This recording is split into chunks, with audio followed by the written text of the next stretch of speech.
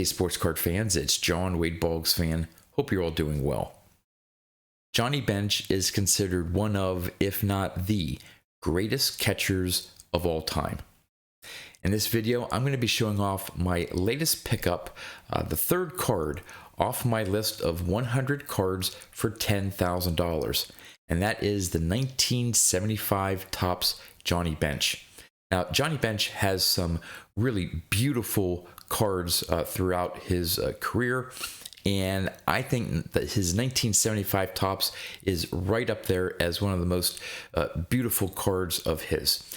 And it's one that I have wanted in my collection for some time, but it was one of those where just couldn't find the right card with the right eye appeal for the right price point. You've heard me talk about that about several cards that I've looked at for my collection. But now that I had that card as part of this list, and I'm really trying to concentrate on picking up cards off of that 100 card list, I did manage to find a card, and it is, to my eye appeal is perfect, and I got it for a little bit less. I didn't overspend on it, but I did spend a little bit less than what I originally budgeted for it. So I'm going to turn the camera around and show off my latest acquisition, the 1975 Topps Johnny Bench card. Okay, before I get to the 1975 Topps Johnny Bench card, I pulled a couple other Johnny Bench cards that I have in my collection. Not all of them, but just a couple of my favorites. As I mentioned, Johnny Bench has some great looking cards. And the first one I want to show off, obviously, is my 1969, the All-Star Rookie Cup, his second year card, his first solo card. I don't know, classic pose, that the catcher pose there. Just absolutely love that 69 Topps Johnny Bench. And hey, for PSA 4, pretty much the only issue on it is the corners. Once I saw this card, I forget which, I picked it up at one of the Nationals.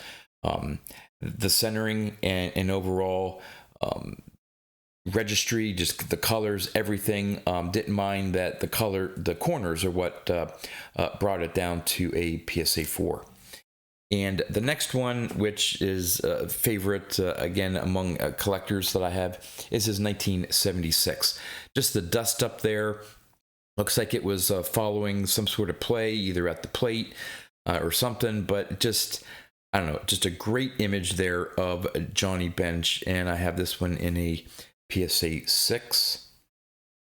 And then the last one I wanted to show off, which was another difficult one for me to find in the right condition in terms of centering and price point, because some of these, once you get to the higher grades, they become a little pricey. And it's his 1977. Just again, love that image, and the National League All-Stars banner there down at the bottom. And managed to find this one in a PSA 7, and I forget what I paid for it, but at the time I think I got a decent deal. All right, on to the actual purpose of this video, is to show off the 1975 card that I'm adding to my collection, and managed to pick this one up in a PSA 7. Sometimes with the 75 Topps cards with the different colored borders there, not quite a perfect fit in terms of the colors used versus maybe the players, the colors in the player's uniform. But this one, Topps really nailed it. Just the yellow and the red there. You have the red in, obviously, the Cincinnati Reds uniform. I think the blue reds, just, I don't know, this card to me pops, and you have that National League All-Star catcher logo star there.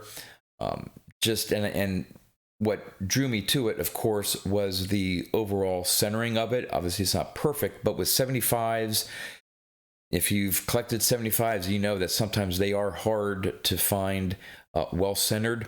And I looked at a lot of 75 Topps Johnny Benches in lower numerical grade. Again, the grade wasn't important to me, but even at 5s and 6s, it just couldn't there just didn't seem to be many that had the right centering and look. This one doesn't have any of the printing fisheyes that are also common in 75 tops. And here's the back of it. Overall, nicely centered. So again, really happy with this pickup here. Slowly making my way. I forgot to check whether the Johnny Bench was one player that I was going to be actively working on a player run of. I still need his rookie card, but not too many after that to fill in the gaps, at least through 1980. Then I would need, of course, his 81, and I forget what his last year was, 84 possibly. So it's one that once I pick up his rookie card, I think the other years could fall into place. So definitely one that if it's not a target for me this year, I think eventually I'll be able to complete his run. So before I end the video here, I always do with these 100 cards videos to do a recap of where I was with my initial budget, how much I've spent to date, how much I've saved, and so on. So this 1975 Topps I originally had on my list in a PSA 7. Again, didn't necessarily on purpose target a PSA 7. This one just happened to come up. And I had estimated that with shipping and tax and everything, I'd probably have to spend $75 for a PSA 7. Well, again, I did save a little bit of money, not as much as the other two cards that I've picked up so far on this list. But for that $75, what I ended up spending, including shipping and tax, was $60. So I saved $15. Again, not much, but over time, those things add up. So in a grand total now, I have 3 cards out of the 100 cards. And I originally, off the list, thought I would have to spend $250 for those 3 cards. To date, I've only spent $160. So I'm to the good of $90 after 3 cards. So on average, that's $30. So if you expand that out for 100 cards, I'm doing very well in terms of keeping under that $10,000 limit. Of course, I don't want to spend that much. I want to spend as little as possible and still get really nice cards like this Johnny Bench. So we'd love to know in the comments what you think about the 75 Topps Johnny Bench and this particular copy that I picked up. And with that, that's all I have for you. So until next time, thanks for watching.